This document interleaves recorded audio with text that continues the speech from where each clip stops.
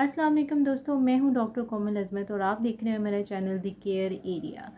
आज मैं आपके साथ जिस टॉपिक के साथ आई हूं वो है सीबीसी रिपोर्ट। ठीक है, अक्सर आप लोगों को डॉक्टर्स जो है वो सीबीसी का टेस्ट लिख के देते हैं, जिसका मतलब होता है कंप्लीट ब्लड पिक्चर। मेरे एक पेशेंट हैं आरिफ शहजाद, उन्होंने ये मुझे रिपोर्ट अपनी सेंड की और उन्होंने कहा कि आप प्लीज़ हमें इसके बारे में थोड़ा सा गाइड कर दें। तो मैं आपको व्यूअर्स बताती हूँ इसके बारे में। आज हम अपने इस टेस्ट का पहला पार्ट देखेंगे, उसको अच्छे से समझेंगे, देन हम उसको नेक्स्ट पार्ट देखेंगे। पहले पार्ट में आप मेरी स्क्रीन के ऊपर देख सकते हैं, इस टेस्ट को देखें। इसमें सबसे पहले लिखा हुआ है TLC।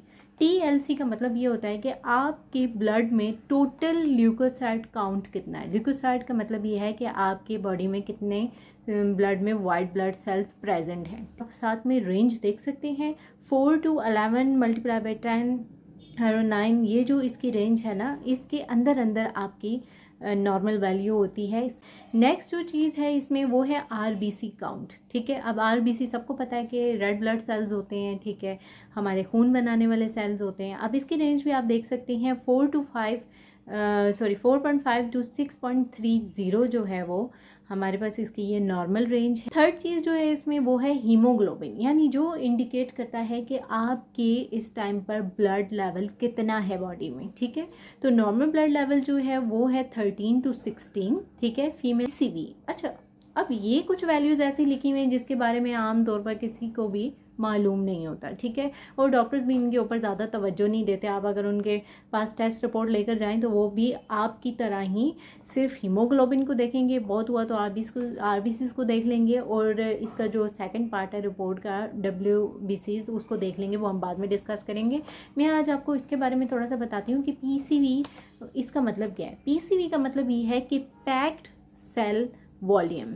ठीक है, यानी आपका जो ब्लड है वो हर सेल, आपका हर रेड ब्लड सेल जो है वो आपका कितने प्रोपोर्शन ब्लड बना रहा है। ठीक है, तो ये जो है ना आपको ये चीज़ बताएगा। PCV वैल्यू जो है वो आपको ये बताएगी। इसकी नॉर्मल रेंज क्या है देखें, 0.37 से 0.47। ठीक है, अब इसकी जो है वो इस बच्चे की रिपोर्ट में 0.36 आई हुई है। इसका मतलब ये है कि इसका 1 पॉइंट कम हुआ है। नेक्स्ट चीज़ जो है वो है हमारे पास MCV। ठीक है, MCV का मतलब क्या होता है। MCV का मतलब ये होता है कि आपका कॉर्पस्कुलर वॉल्यूम कितना है, यानी उसका मतलब ये है कि आपके जो RBCs है ना उनका एवरेज साइज़ जो है वो कितना है। देखिए, इसकी जो नॉर्मल रेंज है MCV की वो है 76.0 से 96.0। इस बच्चे की कितनी आई है 82, ये नॉर्मल है। ठीक है, अच्छा देखिए, अब MCV की चेंजेस की वजह से क्या क्या हो सकता है। MCV की चेंजेस की वजह से आपको माइक्रोसिटिक एनीमिया हो सकता है। ठीक है, माइक्रोसिटिक एनीमिया क्यों, क्योंकि या तो वो पहले से आयरन डेफिशिएंसी एनीमिया को सफ़र कर रहा था, या कोई थैलेसीमिया का पेशेंट होगा, या फिर आपको लेड पॉइजनिंग हुई होगी, या कोई जेनेटिक कंडीशन होगी, इस वजह से ये चीज़ें हो जाती हैं। नेक्स्ट जो है वो हमारे पास है MCH। अब देखिए MCH क्या चीज़ है। MCH जो है ना वो होता है आपका कि कितने एवरेज अमाउंट जो है वो हीमोग्लोबिन की हर सेल के अंदर मौजूद है। यानी इसकी नॉर्मल रेंज देखें आप 27.0 से 32.0 है, और इसकी बच्चे की आई है 27.2 आई है, यानी इट्स नॉर्मल। अच्छा, अब इसके वजह से हमें क्या क्या देखना पड़ सकता है। देखें, अगर ये हमारे पास लो हो गया ना MCH, तो इससे क्या होगा, आपको आयरन डेफिशिएंसी एनीमिया हो जाएगा। ठीक है, अब आयरन क्यों, क्योंकि आयरन जो है ना वो हीमोग्लोबिन की प्रोडक्शन के लिए बहुत ही इम्पॉर्टेंट है। अगर आपकी बॉडी में आयरन की डेफिशिएंसी है, हम लोग जो डाइट लेते हैं उससे भी हमें आयरन मिलता है। हम हो सकता है हमारी डाइट अच्छी ना हो, या हमारा कोई और रीज़न हो ऐसा कि जिसकी वजह से हमारे अंदर आयरन की डेफिशिएंसी हो गई है, तो उसकी वजह से हमारा हीमोग्लोबिन नहीं बन पा रहा है। ठीक है, हीमोग्लोबिन की प्रोडक्शन नहीं हो रही, और जब वो नहीं हो रही तो हमें क्या हो रहा है, आयरन डेफिशिएंसी एनीमिया हो रहा है, क्योंकि हमारे RBCs के अंदर हमारी एवरेज अमाउंट जो है वो हीमोग्लोबिन की प्रेजेंट नहीं है। ठीक है, तो ये हमारे पास ये आयरन डेफिशिएंसी एनीमिया इस तरह से होता है।